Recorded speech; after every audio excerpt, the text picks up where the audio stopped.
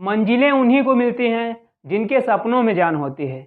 मंजिलें उन्हीं को मिलती हैं जिनके सपनों में जान होती है। पंखों से कुछ नहीं होता दोस्तों, हौसलों से उड़ान होती है। हेलो साथियों, मैं सुशील कुमार यादव आप सबका अपने YouTube channel target with Sushil में स्वागत करता हूं। साथियों, आज की यह video Hindi to English translate के ऊपर है, जो कि यह तीसरा पार्ट है। यदि अभी तक आपने हमारे हिंदी टू इंग्लिश ट्रांसलेट के पहले के 2 वीडियो नहीं देखे हैं तो डिस्क्रिप्शन में उसका लिंक दिया हुआ है।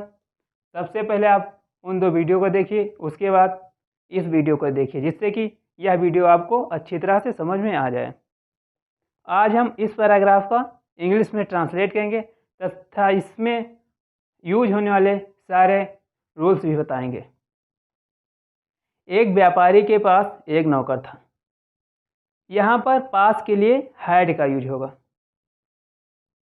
जैसे कि उसके पास एक कुत्ता था, ही हैड अ डॉग, या फिर वह एक कुत्ता रखता था, ही हैड अ डॉग। जिसने बहुत दिनों तक उसकी सेवा की, सदैव वह सबसे पहले उठा करता था। उठा करता था यहाँ पर आदत प्रकट हुई है, और पास्ट टेंस में आदत के लिए यूज्ड टू का यूज होता है। और रात में सबके सोने के पश्चात सोया करता था। वह सदैव प्रसन्न और शांतिपूर्वक रहा करता था। जब उसकी नौकरी का प्रथम वर्ष बीत गया तो उसके मालिक ने निश्चय किया कि उसका वेतन न दें। कहीं ऐसा ना हो, कहीं ऐसा ना हो, इसके लिए लेस्ट का यूज होता है कि वह नौकरी छोड़कर चला जाए। जब नौकर ने मालिक से अपना वेतन मांगा, मालिक ने उससे कहा, तुम रुपया लेना क्यों चाहते हो? मैं तुम्हारे वेतन को पोस्ट ऑफिस में तुम्हारे खाते में जमा कर दूंगा। इस पर नौकर ने कुछ नहीं कहा और पहले की भांति अपना कार्य करता रहा। आगे बढ़ने से पहले यदि अभी तक आपने हमारे यूट्यूब चैनल को सब्सक्राइब नहीं किया है तो अभी सब्सक्राइब कर लें और बेल आइकन को प्रेस कर लें, जिससे हमारे वीडियो की आने वाली सारी नोटिफिकेशन सबसे पहले आपको मिले। एक व्यापारी के पास एक नौकर था। पास के लिए पास्ट टेंस में हैड का प्रयोग होता है, जबकि प्रेजेंट टेंस में पास के लिए हैज या फिर हैव का यूज होता है। अ मर्चेंट हैड अ सर्वेंट।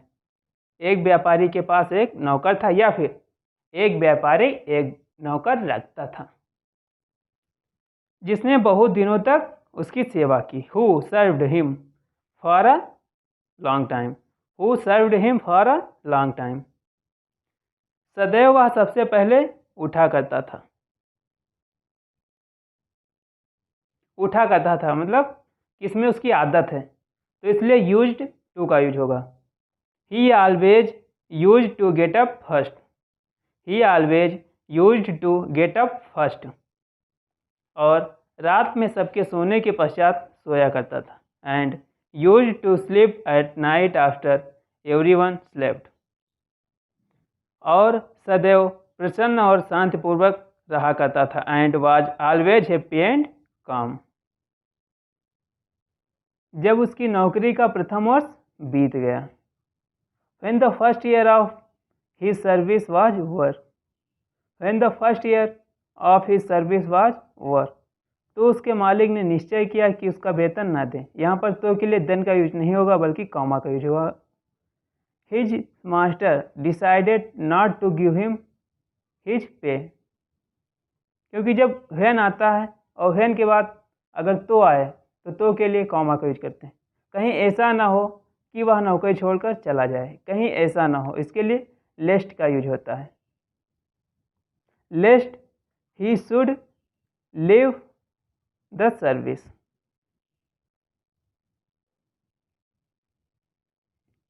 जब नौकर ने मालिक से अपना वेतन मांगा। When the servant demanded his payment. When the servant demanded his payment. मालिक ने कहा, तुम रुपया लेना क्यों चाहते हो? His master said to him, why do you want to have your money?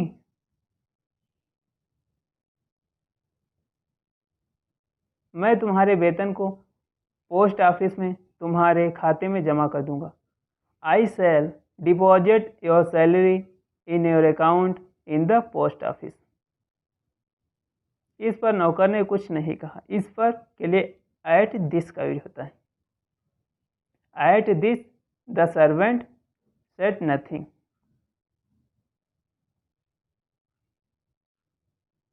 और सदैव की भांति कार्य करता रहा। And kept on doing his work as before. अब इसका दोबारा एक बार ट्रांसलेट देखते हैं। A merchant had a servant. एक व्यापारी के पास एक नौकर था, या फिर इसको हम इस तरह भी कह सकते हैं कि एक व्यापारी एक नौकर रखता था।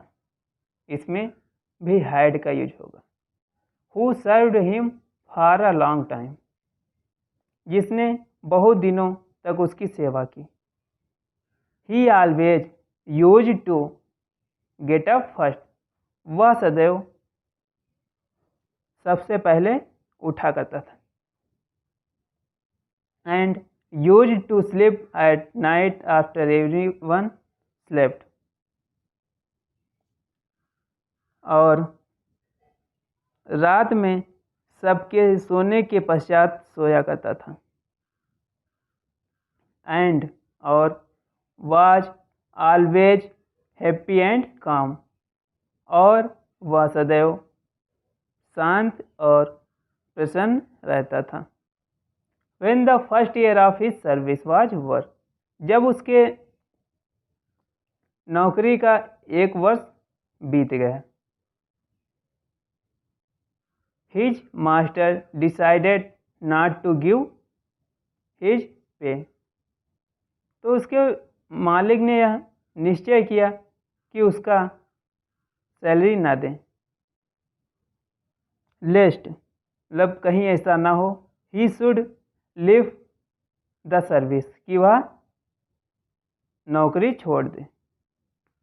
एंड द सर्वेंट, जब नौकर ने डिमांडेड मतलब मांग की या फिर मांगा, हिज पेमेंट